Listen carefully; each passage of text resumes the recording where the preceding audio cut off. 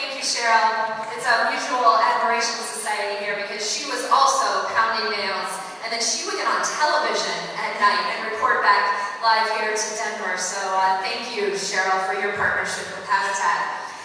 I am just thrilled to be here this morning with all of you at the 11th annual Breakfast for Humanity. It is so amazing to have an incredibly full room with so many people willing to get out bright and early to come and to learn more about this important work that we do at Habitat. So thank you all for being here today.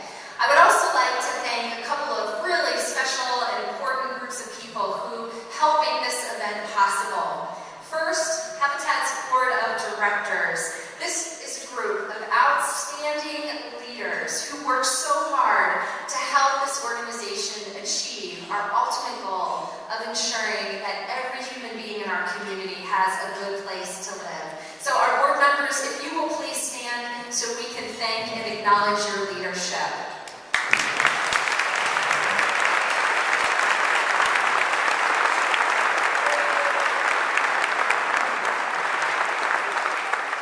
Next is Habitat Special Events Committee.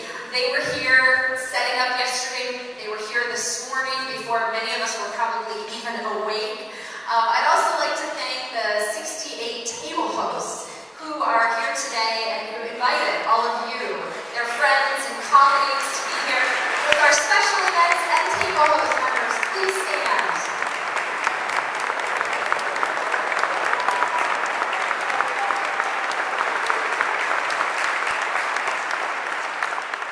Thank you to all of our volunteers. This morning, my role is to explain how Habitat's program works and the impact that it has on neighborhoods, families, and our entire community. I will also share with you our vision for doubling the number of families we serve in just 5 years. But first, I want to talk a little bit about our theme and why we do this important work. We recently sat down with families and asked them what home meant to them, both before and after moving into their Habitat house. When families responded to the before, they said things like small and unsafe, crowded and hectic, fear and instability. One woman shared that home was always where her family was, but that something was missing. They never had a foundation from which they felt stable. Another mother shared that she didn't have a definition of home, that it had never existed for her or her children before. Fortunately, for many of us in the room today, we could describe our own definition of home in much more positive terms. We might think of the home that we grew up in, the steps that we first learned to climb, or I don't know about you, but I think of the telephone cord that I used to pull down the hallway into my bedroom so I could talk to my friends at night, or the basketball court in the backyard. We might think of the home that we live in today, the table that we sit at for family dinners, the front door that we decorate at the holidays, or the bedrooms where we tuck our children in at night. We might hear laughter, feel comfort and joy. If you're like me, you might be thinking about the trash I didn't empty or the dirty dishes that are still in the sink this morning. But regardless of those things, we are fortunate to think of a place that we feel secure in, a place we can call home. Too many parents and their children don't have that same feeling. With 1 in 4 children living in our community in poverty, those negative definitions are far too common. When people don't have a good place to call home, they can't be expected to thrive or set goals for a successful future. A home is much more than a roof over one's head.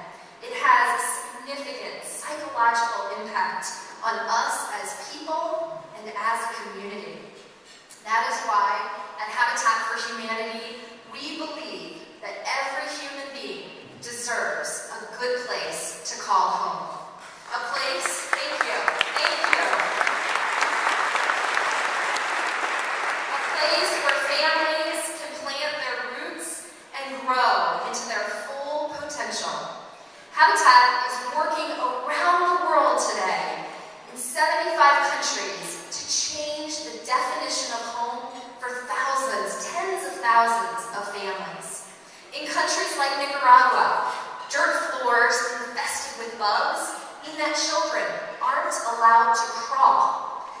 about the developmental impact on children if they are never able, or if they don't learn to crawl. A concrete floor in a simple Habitat for Humanity home not only changes the immediate environment, it changes how children grow and develop.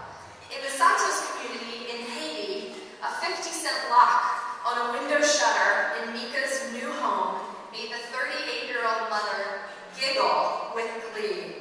She shared with me that she had never felt so safe after living under a plastic tarp for 3 years when she couldn't fall asleep at night out of fear for who might hurt her or her teenage daughter.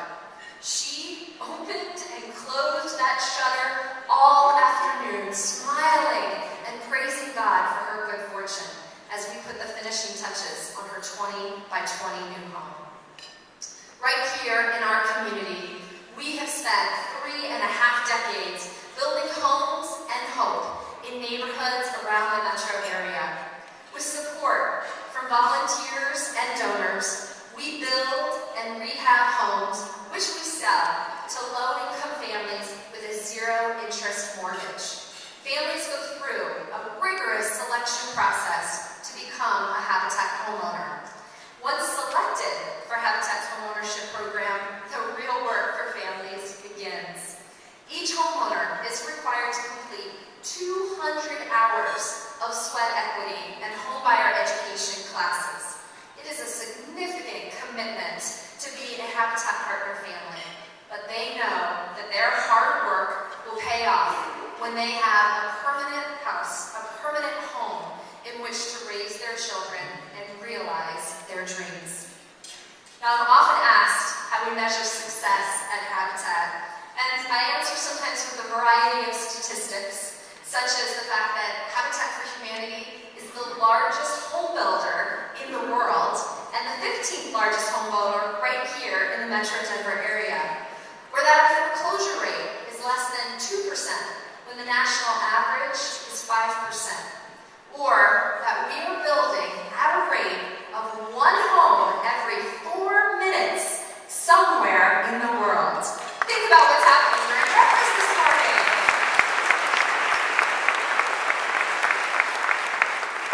These are some exciting and tangible ways to measure our productivity and to show how well prepared our families are to become homeowners.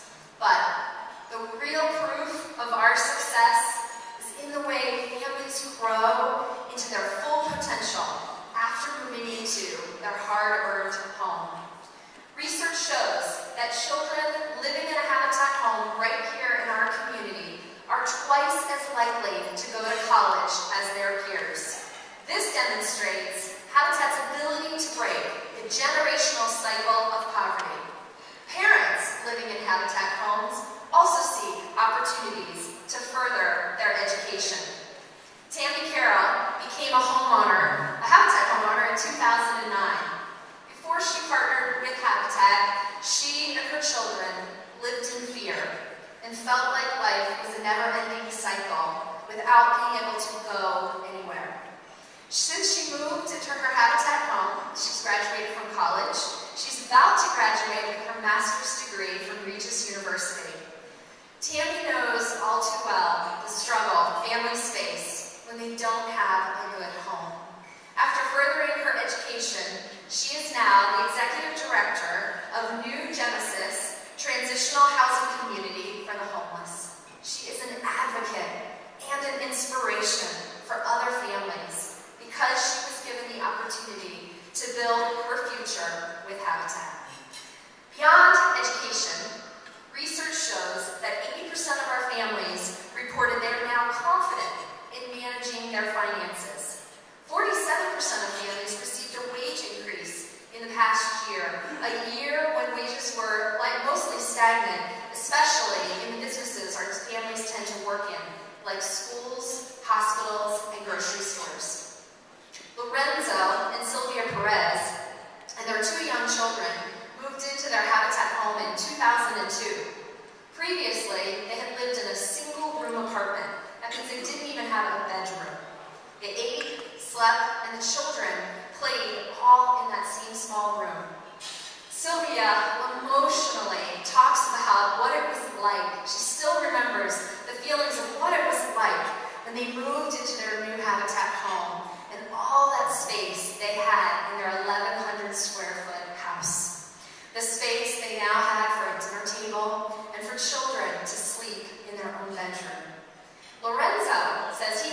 appreciated the affordable mortgage that allowed him to save money. Several years after they moved into their home, Lorenzo broke his ankle and wasn't able to work for several months. His family was able to survive, maintain their monthly mortgage payments, and pay all of their bills because of the money they had saved. Today, Lorenzo's small flooring business is flourishing, and he is now giving back to Habitat. When we asked families what their definition of home was after they moved into their Habitat house, their definition changed dramatically. Happiness, stability, security, and ownership, pride, and the ability to dream big. Tammy said, "Home for us is now a safe place to grow as a family. The memories we make in our home will be ones we want to remember and share, not ones that keep us in fear." And Heather McIntosh, who never had a definition of home before, said, "The definition of home came to me when I walked into my completed house for the first time and my kiddos ran straight to their bedrooms. Home became a safe place to play and make new friends." At Habitat, we want these opportunities for more parents and their children who are now struggling without a place to call home. That is why we have launched our most ambitious strategic plan in history. We aim to serve 500 families in just 5 years. Our 3-part strategy includes building and rehabbing homes so families can move out of poverty, repairing homes to help revitalize neighborhoods, and building a home globally for every house we build locally. We recognize these are ambitious goals, yet we believe the need in our community and around the world make them necessary. We also believe, because of our generous and compassionate community, we can achieve these goals. In conclusion, for those of you who are still waking up this morning, or who are new to Habitat and still kind of putting this all together, I hope you'll walk away today remembering 3 things. First, Habitat is a successful homeownership program that provides low-income families with a unique opportunity to gain stability and security. The impact is more than a roof and walls. Second, this is a hand up, not a handout.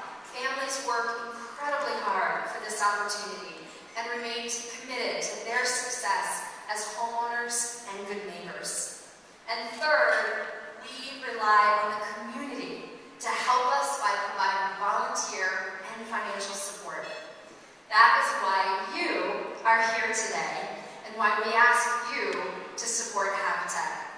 You have the ability to change definitions of home to include stability, security, happiness, and hope.